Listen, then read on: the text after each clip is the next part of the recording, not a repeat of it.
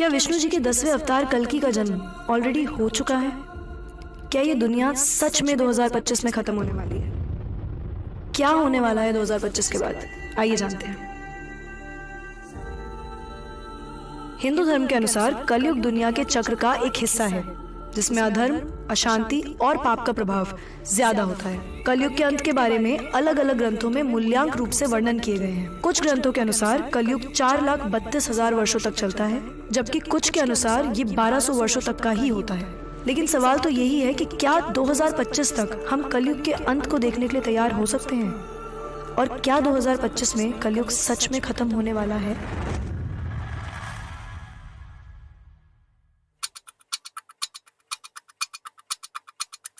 ब्रह्म वैवर्ता पुराण में भगवान कृष्ण ने कहा था कि कलियुग के अंत में 5000 वर्ष बाद एक सोने का युग प्रारंभ होगा। तो क्या यह बदलाव सच में हो रहा है? और क्या हम सच में एक ऐसे टाइम बॉम्ब पर बैठे हैं जो जल्द ही फटने वाला है? तो चलिए चलते हैं एक ऐसी अनोखी यात्रा पे और जानते हैं कि कलयुग के आखिरी साल का राज आखिर है क्या। कलयुग को डार्क एज भी कहा जाता है क्योंकि इस युग में लोग भगवान से सबसे ज्यादा दूर होते हैं। हिंदू धर्म में नीति यानी कि धर्म को सिंबॉलिकली एक बुल यानी कि बैल से रिप्रेजेंट किया गया है। सत्य युग में उस बुल के 4 पैर होते हैं, लेकिन हर युग के साथ उस बुल का एक एक पैर कम होता चला जाता है, विच ऑल्सो मीन्स कि कलयुग में इस बुल का केवल एक ही पैर बचा है। But I am very sure कि अब आप ये सोच रहे होंगे कि कलयुग का 1 लेग्ड बुल और 2025 का क्या कनेक्शन है। तो फिर मैं आपको बता दूं कि बुल के इसी आखिरी पैर के साथ कलयुग का अंत जुड़ा हुआ है। तो जब कलयुग खत्म होगा तो इस बुल को अपना पुराना स्वरूप वापस मिल जाएगा।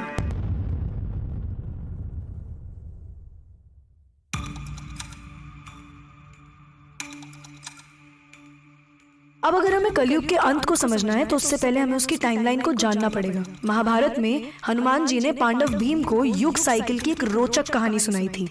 हनुमान जी ने कहा था कि सतयुग का नाम इसलिए था क्योंकि उस युग में एक ही धर्म था और सभी लोग पवित्र थे। इस युग में धार्मिक अनुष्ठान करने की भी कोई जरूरत नहीं थी, यहाँ तक कि ना ही गरीबी थी और ना ही अमीरी। सब कुछ मन की शक्ति से प्राप्त हो जाता था। सतयुग में ना तो कोई बीमारी थी, ना ही नफरत, अहंकार, कोई बुरा विचार, कोई दुख और कोई भय भी नहीं था। फिर आया त्रेता युग। त्रेता युग में प्रारंभ हुआ यज्ञ का और दुनिया की आत्मा लाल रंग में रंगने लगी। नीति का 1/4 हिस्सा भी कम हो गया, मतलब कि अब सिर्फ 3 पैर बचे थे।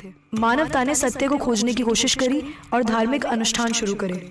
लोग तप और बलि से अपनी इच्छाएं पूरी करते थे। त्रेता युग के बाद शुरुआत हुई द्वापर युग की, जिसमें दुनिया की आत्मा पीले रंग में रंग गई। नीति का आधा चतुर्थाई हिस्सा कम हो चुका था।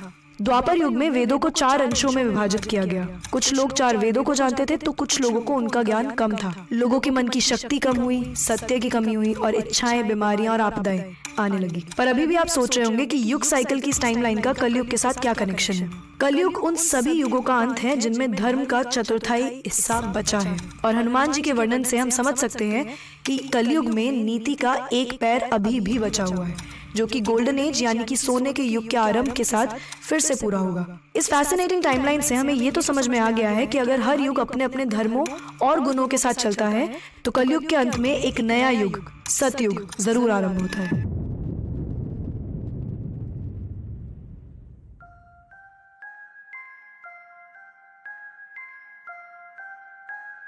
जब हम कलयुग के रहस्य की तरफ मुड़ते हैं तो एक और खास बात सामने आती है। कलयुग के प्रारंभ और अंत की तिथियां यानी कि डेट्स। इस युग के गुणों का विस्तार करने वाले भी इसे लेकर विचार विमर्श करते हैं, लेकिन कलयुग की शुरुआत और अंत की तिथियां अभी तक गहरे अंधेरे में लिपटी हुई हैं। कलयुग के प्रारंभ की डेट पॉपुलरली 3102 BC मानी जाती है, महाभारत के महासंग्राम के लगभग 35 साल बाद। ये डेट मायन कैलेंडर की ग्रेट साइकिल की शुरुआत, जिसकी प्रपोज डेट 3114 BC के करीब की है। क्या ये सिर्फ इत्तेफाक है या फिर इन दोनों के बीच भी कोई गहरा राज छुपा हुआ है? इसके अलावा माना यह भी जाता है कि आर्यभट्ट ने कलयुग की शुरुआत की डेट सूर्य सिद्धांत नामक संस्कृत एस्ट्रोनॉमिकल ट्रीटीज के आधार पर निकाली थी। इसके अनुसार कलयुग की स्टार्टिंग में mercury, Venus, Mars, Jupiter and Saturn, ये 5 प्लैनेट्स एरीज राशि के 0 डिग्रीज में एक साथ एकत्रित हो गए थे। आर्यभट्ट ने इसी आधार पर 17 और 18 फरवरी 3102 BC को कलयुग का प्रारंभ तिथि के रूप में निर्धारित कर दिया था। लेकिन क्या आर्यभट्ट के कैलकुलेशंस गलत थे? आज के मॉडर्न साइमुलेशंस और रिचर्ड थॉमसन की रिसर्च से प्रूव होता है कि 17 और 18 फरवरी 3102 बीसी को 5 प्लैनेट्स एक साथ 0 डिग्रीज एरीज में नहीं थे। ये प्लैनेट्स एरीज, पाइसेस और एक्वेरियस राशि में स्कैटर्ड थे और एक दूसरे के साथ कंजक्शन में नहीं थे। इसका मतलब है कि आर्यभट्ट के द्वारा निर्धारित एरीज के 0 डिग्री पर ग्रहों का एकत्रित हो जाना 3102 बीसी में असल में हुआ ही नहीं था। लेकिन क्या ये माना जा सकता है कि आर्यभट्ट ने अपनी बैक कैलकुलेशंस में कोई गलती की थी?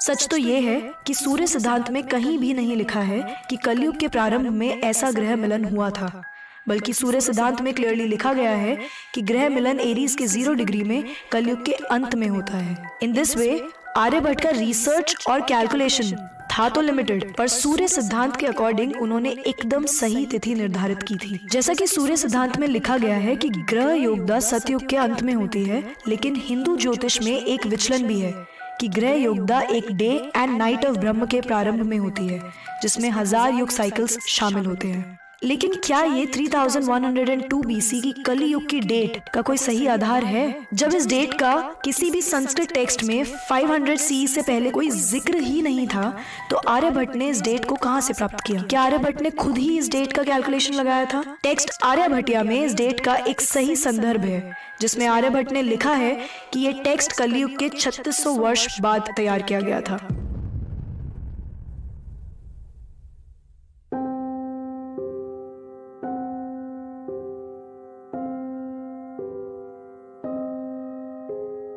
जैसे ही श्री युक्तेश्वर ने बताया, कई संस्कृत ग्रंथों में युग साइकिल की 12,000 साल की अवधि को आर्टिफिशियल तरीके से बढ़ा दिया गया था और उसे 43,20,000 साल का एक एबनॉर्मली हाई वैल्यू फिगर बना दिया गया था, जिसमें 360 एक मल्टीप्लिकेशन फैक्टर के रूप में इस्तेमाल किया गया था, जो कि ह्यूमन ईयर्स को डिवाइन ईयर्स के रूप में रिप्रेजेंट करता है। परंतु कुछ ग्रंथों के अनुसार, जैसे कि महाभारत और मनुस्मृति, युग साइकिल की असली अवधि को 12,000 साल के रूप में ही माना जाता है। युक्तेश्वर जी ने अपनी किताब द होली साइंस 1894 में ये भी साफ किया था कि पूरा युग साइकिल 24,000 ईयर्स का होता है, जिसमें एक असेंडिंग साइकिल 12,000 साल का होता है, जिसमें सद्गुणता धीरे धीरे बढ़ता है, और एक डिसेंडिंग साइकिल दूसरे 12,000 साल का होता है, जिसमें सद्गुणता धीरे धीरे घटता है। इसीलिए जब हम सतयुग से कलयुग के 12,000 साल के डिसेंडिंग साइकिल को पूरा करते हैं, तब ये सीक्वेंस अपने आप को रिवर्स करता है और कलयुग से सतयुग के 12,000 साल के असेंडिंग साइकिल का आरंभ होता है। तो अगर हम संस्कृत ग्रंथों के हिसाब से युगों की अवधियों को समझें, तो कैलकुलेशन कुछ ऐसी होगी।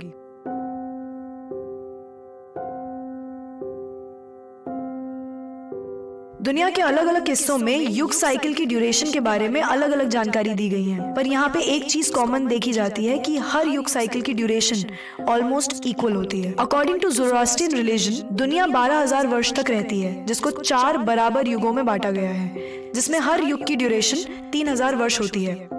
एक मेक्सिको के ग्रंथ कोडेक्स रियोज में लिखा गया है कि हर युग की ड्यूरेशन 4008, 4010, 48,001, 5042 ईयर्स की है, जिससे हमें यह भी दिखता है कि इस केस में भी हर युग की ड्यूरेशन ऑलमोस्ट सेम ही है। इस प्रकार संस्कृत ग्रंथों में दिए गए युगों की साइकिल के 4 युगों की ड्यूरेशंस 4800, 3600, 2400 एंड 1200 ईयर्स है, जो कि नॉर्मल युगों की साइकिल से अलग है। इस सीक्वेंस में हर युग की अवधि पिछले युग से 1200 वर्ष कम होती है।